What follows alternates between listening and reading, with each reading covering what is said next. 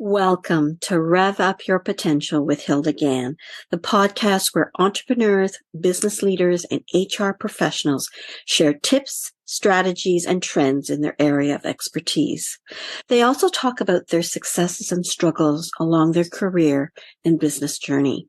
If you love to learn through storytelling and find people fascinating, join us. Today, my guest is Tsai. She is the founder of Yes and More Inc., a wellness and lifestyle coach. Cindy is actually a board certified physician. She's a TEDx speaker, a best-selling author, and a wellness life coach. So I'm going to be asking her, why did you become a physician? And then how did you get into wellness and life coaching? Welcome, Cindy. I'm so looking forward to having our conversation today.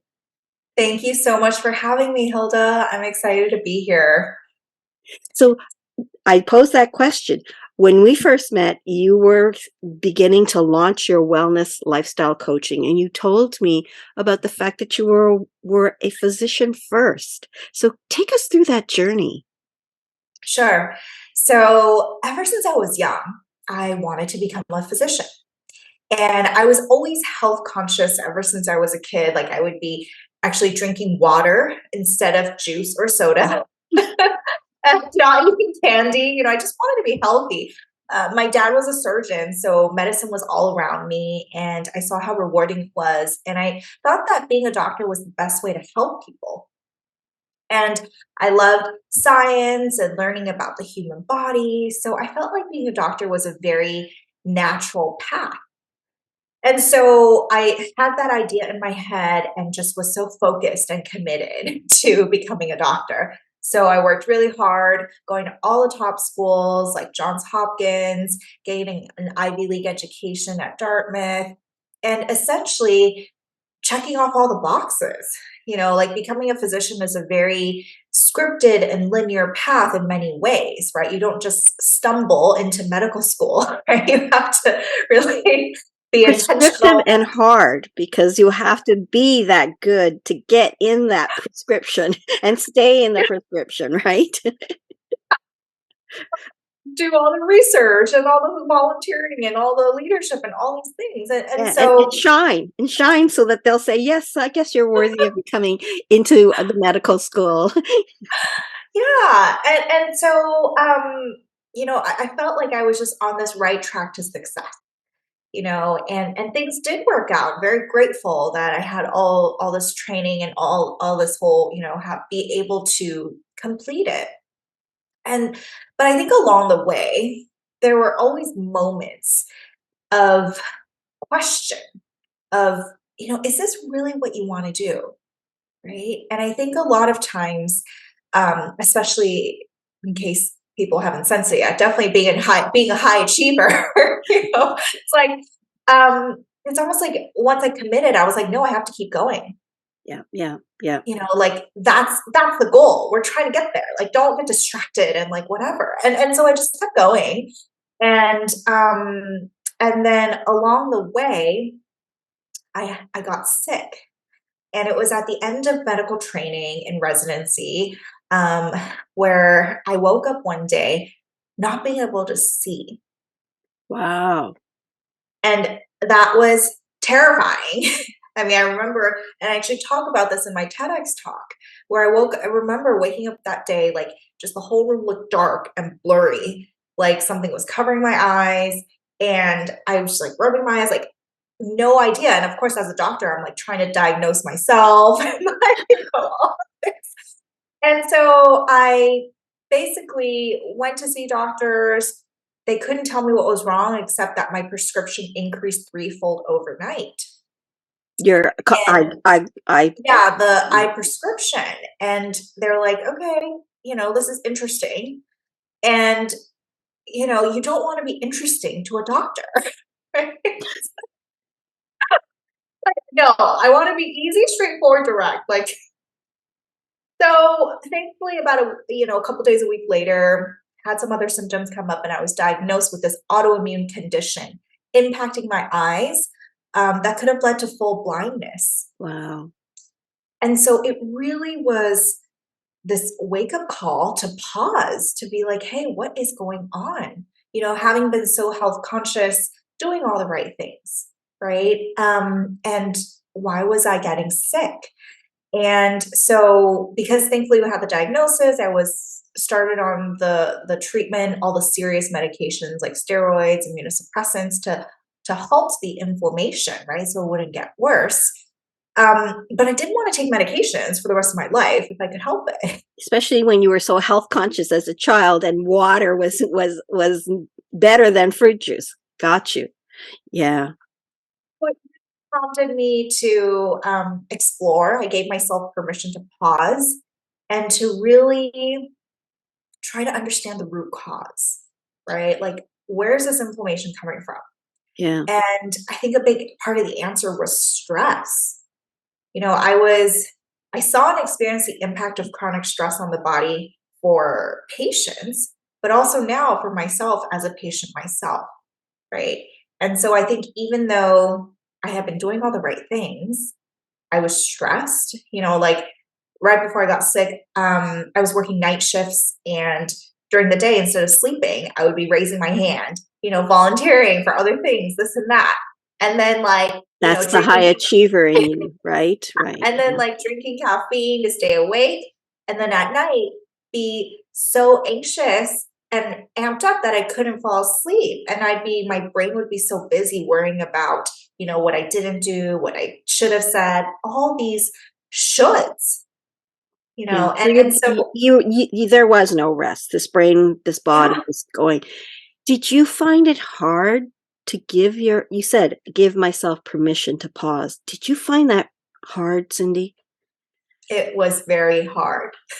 And I think it is something I see all the time with clients who are these other high achieving, successful leaders, right? Who have been able to do so much.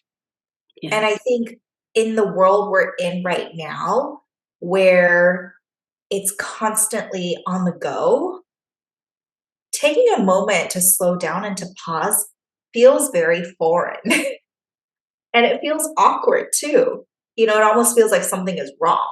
And I think for me, as I was going through my healing journey, really looking at taking an integrative approach, assembling a whole team of practitioners that were really focused on the root cause and doing a whole reset.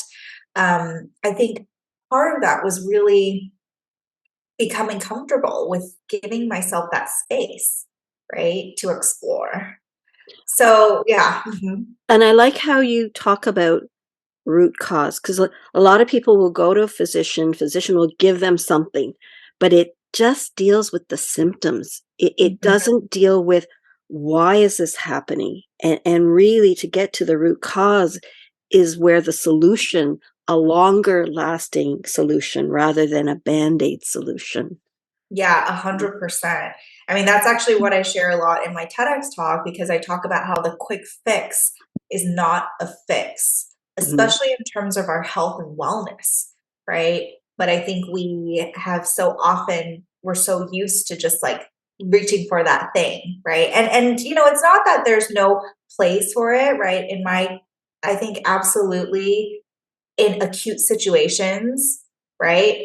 Like quick fix, whether it's medication, like whatever it is, like I used one, right? Like I didn't want to go blind, Yeah, yeah, but I think it's also just taking a moment also to look at, hey, what is really going on, yeah, yeah. and focusing on that. Yeah. So we don't want to say don't do the quick fix because Right. yeah, right. When you look at Maslow's hierarchy of needs, we look at the situation, and this was critical. Your Yes, eyes yes. were Prioritize. critical. So no, Yeah, no, you don't wait for the root yes, cause for that. please. So I want to make sure everybody's clear. Don't wait Yeah, for the don't root flush cause your for the emergency stuff. Take care of those first. yeah, yeah, yeah. Don't just flush your pills down the toilet, please don't consult with No, your no, healthcare that's not what provider. we're advocating.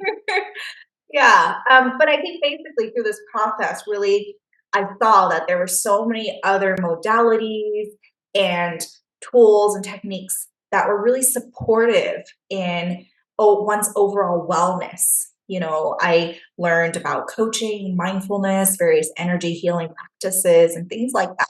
And so, it really allowed me to see that there were so many options out there and that many people don't even know about it.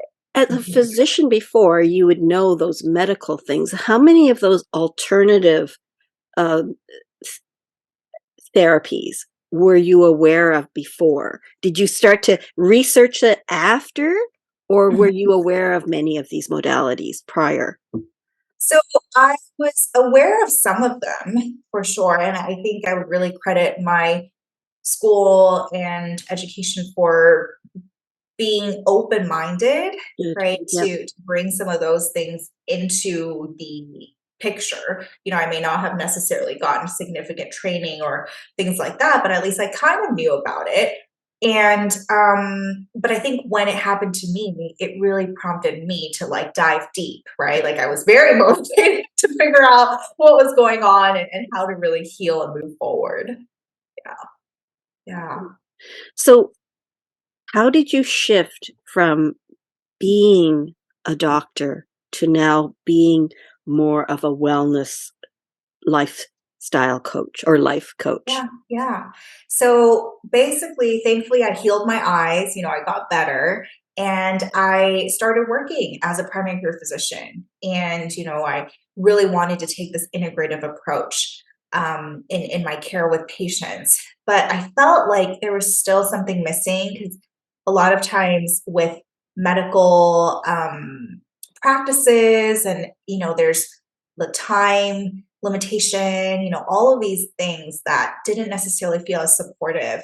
And I really wanted to do more than prescribe medications as a band-aid, as we talked about. And so I felt like I had all these experiences, all the training, because I was here to make a bigger impact, to really help people be healthy and well, right? Focusing on the prevention side and helping people thrive so that they don't ever have to hopefully get to that point of like illness and all of that. It's learning, teaching people how to take better care of themselves so that they can be well for as long as they can. As a as you've shifted now to more wellness and life coaching, what would you identify and share with us as 3 tips or strategies that will help us with our lifestyle or our wellness? Yeah. So I think the first thing is it's really important to be present in your everyday, right? As we talked about earlier, how we live in a very busy world right now, and there's a lot going on. And I know many of my clients, they have to-do lists that are crazy long, just you check one thing off and then three things get added. And so often we go through our days essentially being on autopilot. And it's such an opportunity for us to really be present, to actually enjoy what we're doing. Sometimes I think we're so focused on that end goal, we miss the whole journey. And so that's number one, learning to be present and mindful. And a very simple way is even just through taking a simple breath, right? I think for many of us, we go through the day, sometimes even holding our breaths. And so, a very simple breathing technique I like to share is called the cleansing breath, where you take an inhale through the nose and then you exhale through an open mouth sigh. I'm doing it with you. Yeah. I mean, that took a couple seconds, but there's just an immediate sense of grounding with that. So I would encourage people to try that out so that you just give yourself, a bit of a pause. And which leads me to the second point, which is about self-care and really learning to see it as part of your preventive health and doing it throughout the day so that you can re-energize as opposed to, I think a lot of times people think about self-care as this big thing, this pampering event moment, you go to the spa, you book a vacation, which of course those things are great and important, but Yes. you have to wait until like 2 weeks later before you can finally relax and calm and re-energize. Right. I Mhm. I would think a lot of the people who are listening and seeing this video are saying, yeah, self-care. I have mastermind groups and I'm often talking about self-care. And so it feels to them maybe that this is like a big thing. But to me, it's really because I don't spend enough time in self-care. So I'm on a journey of conscientiously and consciously thinking about my self-care. And I remember sharing with the group one day, yeah, I did this, and this, and I felt like it felt like a guilty pleasure, right? And she says, okay, so my mindset is that I feel guilty about doing this for myself. And by her pointing out the choice of my words reminds me my journey is still not where this is an expectation. This is a joy. This is time you carve out. And it's not because you feel guilty. So again, going back to my root cause of, my mother said, if you've done all your work, then you can relax. Well, there's always something more you can do, whether it's just cleaning here or Oh my doing gosh, homework yes. or getting advanced in homework. Like that message is still there, but I'm Oh my gosh, trying yeah. to do that. So my mastermind group notices that, oh yes, Hilda, you don't use the word guilty pleasure anymore. So yes, be Good. mindful and enjoy, and self-care is valuable and is to be expected, not a guilty pleasure. I could go on about this for a very long time, but I think you touched on some really important points I really want to highlight. It's that definitely across cultures and generations, women are often expected to live up to this unrealistic ideal, Mhm. right? And that makes women like particularly at risk for putting their own well-being on the back burner for the sake of others. It's, it's socialization, it's conditioning, it's all these things. So I Yeah, really yeah, don't want people to feel bad about it, but it's like, okay, now that we know, let's change it. Let's do yeah, something yeah, about it, right? And I think the important thing that I also want to share about self-care is we hear about it all the time, right? And we've probably heard that airplane analogy, like, put your oxygen mask on first before others all the time. But essentially, it's almost become so redundant, we almost like tune it out. So, I mean, but some other examples to think about is like, think about a car without gas, right? It can't move. Or battery power, whatever, or a cell phone without battery, right? It's like we need to recharge and take care of ourselves along the way, right? So that it never goes dead, because then we'll have nothing to give. And then I think the other thing is to really recognize that self care is a process and a journey, and every little bit counts. So, wherever you're at, that's great. Give yourself that credit. yeah. Yes, thank you for those sharing those things, because I think during COVID, people came to that realization of finding passions, finding things that bring them joy. I remember doing a webinar and saying, oh, you need to focus on your healthy work cultures, because you want people to stay when they come back. Now you can change the culture, be nice to people, create inclusivity. And what I didn't realize was we'd be off for so long that people would start thinking about, I really don't like selling, or I really don't like whatever, and find, but I want to be an artist. I want to, I want to ignite my passion. So I think this was important. Talking about passion, you wrote a book to help people. Can you tell us what is the name of your book, Yes, and what made you write it, and what are some of the highlights of it? absolutely. So here is my book. It's called So Much Better, with life-changing strategies to develop calm, confidence, and curiosity to become your own inspiring success story. Yay. And yes, so I this is a self-help book that's based in mindfulness, and I wrote it because I, after coaching so many high achievers, I kept seeing the same things come up again and again. And I was sharing with them my unique framework called the Inspiring Success Story form method. And so in this book, I basically share the tools and techniques that I use with many of my clients to help them, so that it's a very simple resource for people to get started, even if we weren't going to work together directly. Yeah. Did you share any of those tips, or you want to share some now if you haven't kind of told us earlier? Yeah. So basically, the inspiring success story method is about breaking down into mastering the three key pillars of calm, confidence, and curiosity. And so, specifically, calm is about regulating your nervous system, right? And how your body acts in times of stress and things like that. So, the breathing technique I shared earlier is a really great way to just help yourself be calm and present in the moment. Um, Confidence is about rewiring your brain. So, really changing your sense of self belief and building that sense of confidence, right? And knowing.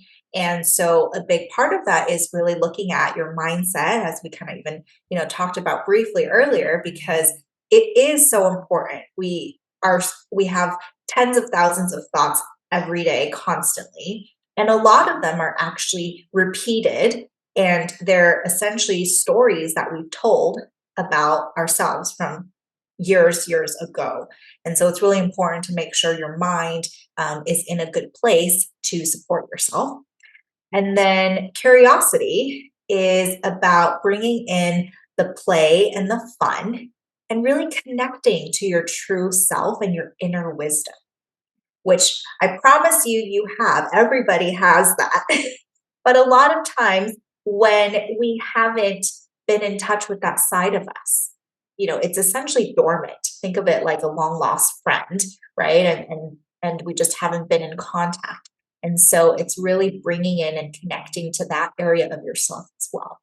So if you think about it, it's actually about calm is about the body, confidence is about the mind, and curiosity is about the soul or spirit.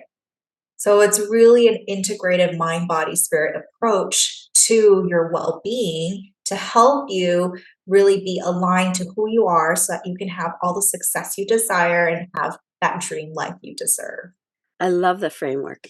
I love the three C's, and I Yeah. love how you've tied it with mind, body, and spirit, and create more joyfulness in a person's world. It's part of the journey of self-discovering who you are and identifying that potential. And you and I've talked about it, but we've talked about the fact that the name of the podcast is Rev Up Your Potential, and that Rev Up stands for respect, equality, valued, uniqueness, and potential.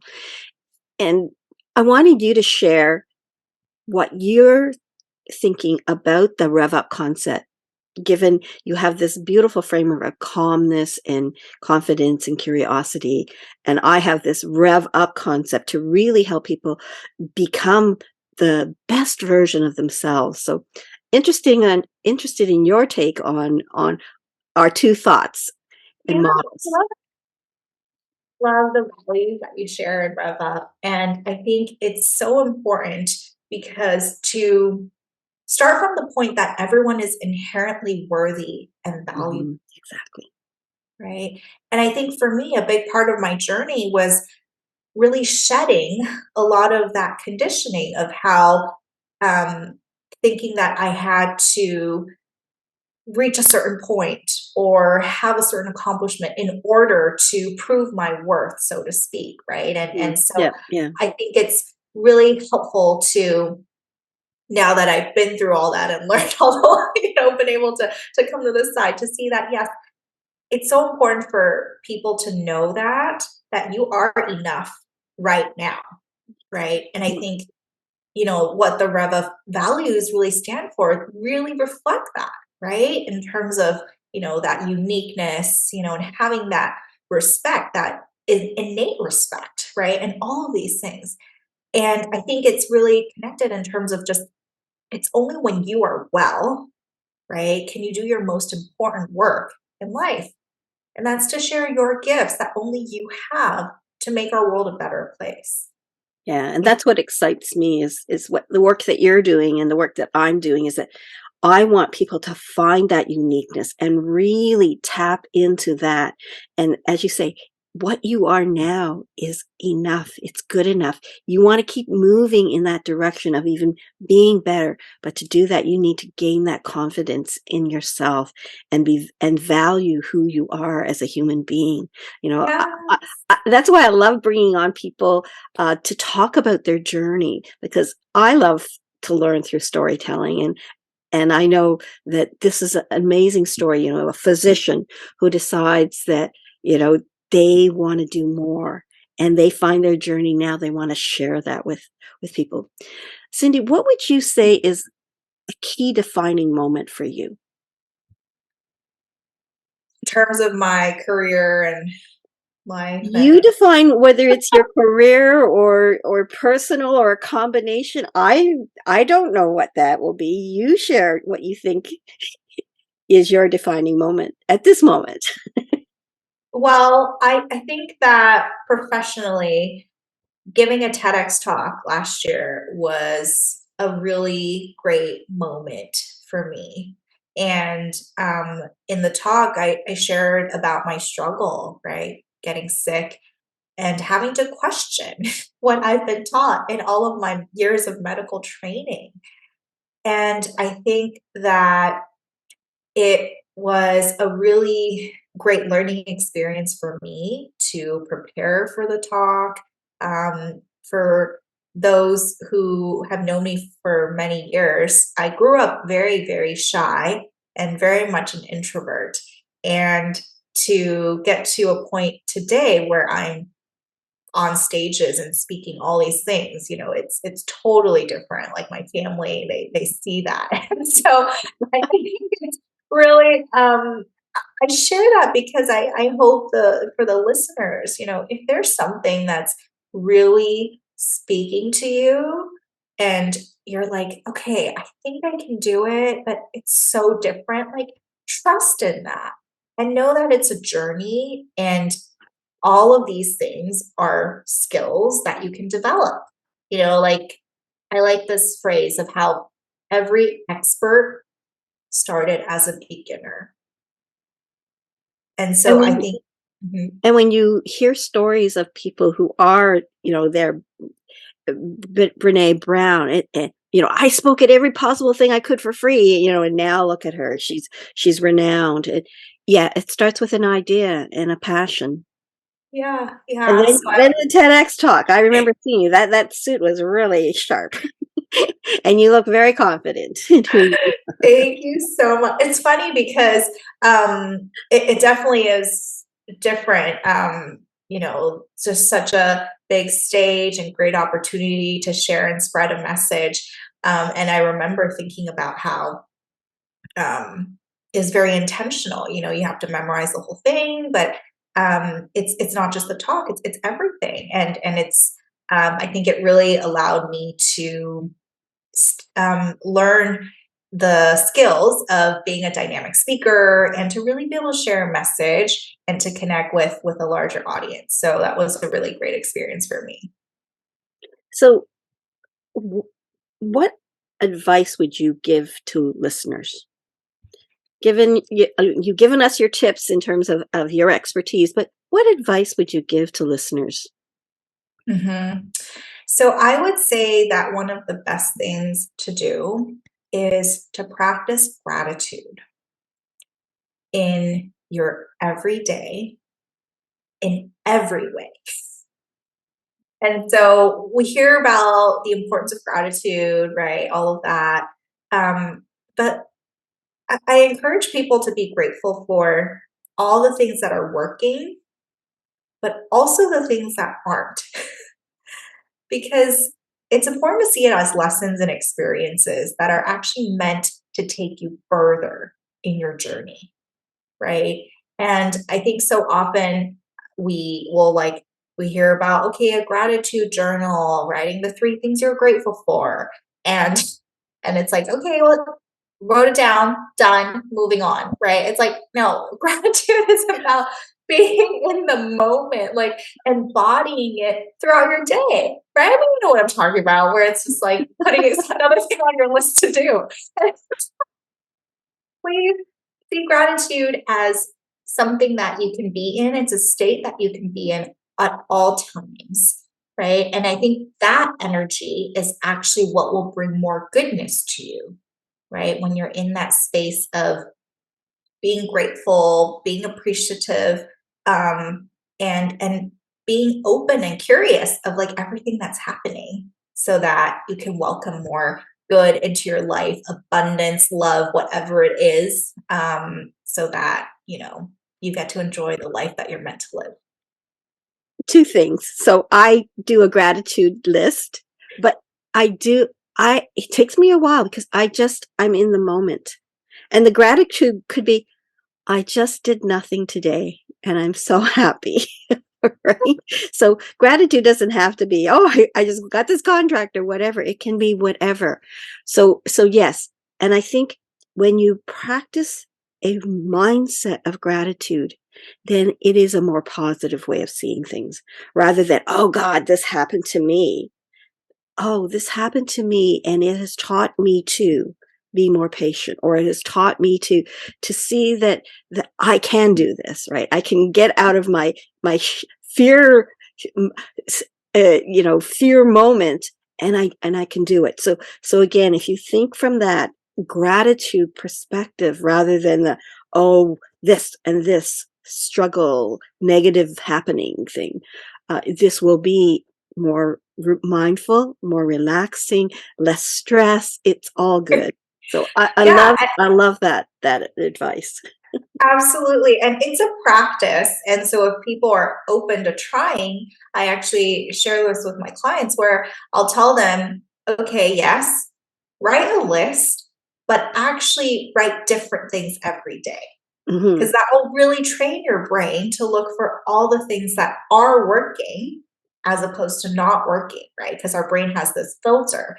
And so we really need to retrain the brain so that we can be in that more positive, supportive place. So what's happening next for you, Cindy?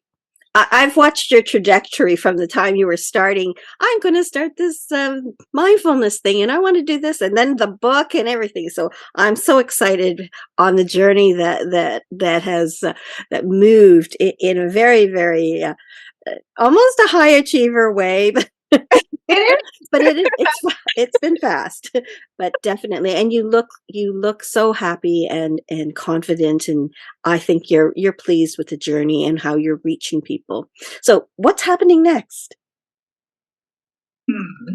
Well, I think one of my projects this year is, so I wrote my best-selling book. It was published last year.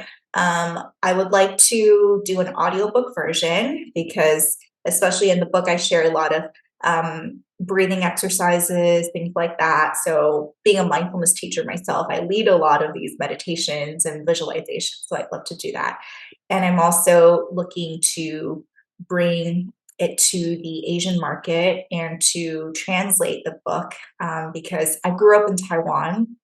I don't think I mentioned that. And so I feel like a lot of I really learned and integrated a lot of Chinese cultural values and all the things growing up. And I really think this could benefit a lot of the high achievers who are there, so that they can really take better care of themselves and really feel so much better, as my book says.